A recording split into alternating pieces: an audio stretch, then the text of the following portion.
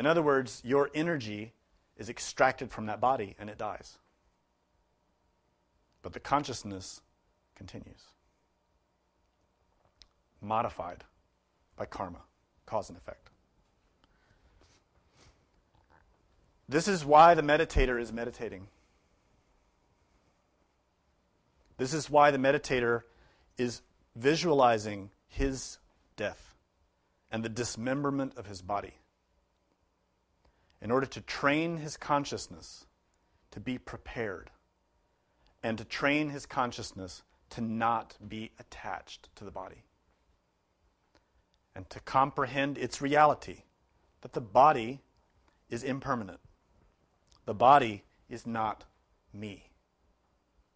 The body is not myself. It is only a vessel. It's like clothes. When we go buy clothes, we get very excited and attached. Oh, I love my new shirt. And we love it for a little while, and then it gets worn out, and we toss it aside and we go buy a new shirt. Same thing happens with the body. The body lasts for a while, but it gets worn out. We need a new one. That's why we are born and die.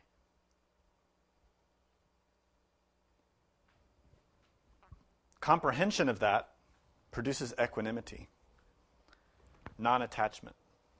This allows us to pass through these transitions or changes cognizantly with knowledge.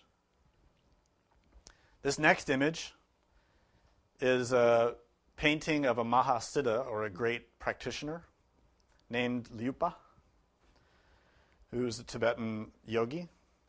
And it shows this yogi eating fish guts. Sounds good, doesn't it? His nickname was Gut Eater,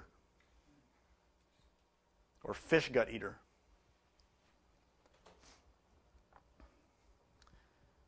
We all think this is disgusting. Pay attention to that. That aversion is significant. The reason that this image was painted and the reason that this story of this meditator has come down to us over many hundreds of years is that it shows a teaching that his life represents. He wasn't eating fish guts to impress us. You know how little kids do that? Well, I'll eat that disgusting thing if you give me a nickel. That's not why he's doing this. Luipa is eating the entrails of a fish to represent the training that one needs in the mind to not be attached to any sensation, but to see sensations for what they are. He was training his mind to be in equanimity, to have one taste. That is the taste of reality. To not be attached to pleasant sensation and to not avoid unpleasant sensation, but to comprehend, to have no preference. That equanimity is central to comprehension of death. We don't have that. All of us are very much conditioned, and if you want to put the more accurate word, it would be caged. Caged in attachment to pleasure, and caged in aversion to the unpleasant sensations. I recently had the beautiful opportunity to observe a friend eating a fish soup. And this friend was loving the fish soup and ate one bite and thought, oh, I don't know what that is. So he asked, and it was fish guts. And you should have seen the change in his face. Let me point out something that happened there. Before he knew it, he liked it. But that concept, fish gut, it was the mind that did not like it, not the tongue.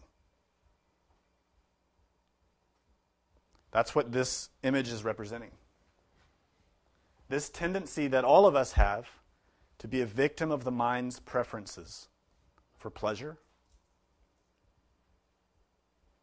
To us, it may seem insignificant. What difference does it make? Why shouldn't we enjoy the pleasures of life? And then we have this dualistic game that the mind starts to play. Well, does this mean that I should now only seek unpleasant sensations? Should I just be eating fish guts all the time? You see, the mind gets trapped in these dualistic notions. The answer and the teaching represented in this painting is to comprehend death, which is on the skull, the skulls and bones that he's dressed in. One needs to develop one taste. And that is to taste all things as they are. To not have the preference, the craving and the aversion that swing on the pendulum of ignorance. Do you see those three forces at work? Craving, aversion, depend on ignorance. We suffer because we ignore the reality. Thus we crave and avoid. By comprehending that craving and aversion, we can see the ignorance. And when we can see the ignorance, we can acquire knowledge. We need to develop that capacity of one taste to a very powerful degree. Because when we face death, we will probably face death with pain, with anxiety, with the crying and moaning of our loved ones, with the tearing of our own heart, because we don't want to leave our children, our parents, our spouse. It's going to happen. Notice in yourself that you want to avoid this. That aversion is ignorance. It is what's swinging the pendulum of suffering in your life. Don't avoid it. Comprehend it. We will die. Prepare yourself. Start now. That training is a process of comprehending craving and aversion. Understanding. Not having preferences, but instead resting in the midst of whatever happens and being the same. This is why Samael Aun said we have to let ourselves be carried by the current of life. Right? He said that, but then in another passage he said we have to swim against the current. Both are true. Going with the current of life means that we should not be focusing our attention on changing our external circumstances. That means when someone serves us a plate of food and we react with craving or we react with aversion, that's ignorance. We should instead react with gratitude and eat it. With gratitude. Whether we like it or don't like it. That plate represents not just food, but life. Karma. Life is going to serve us a plate of bitterness. And life is going to serve us a plate of sweetness. And our reaction to that determines our future.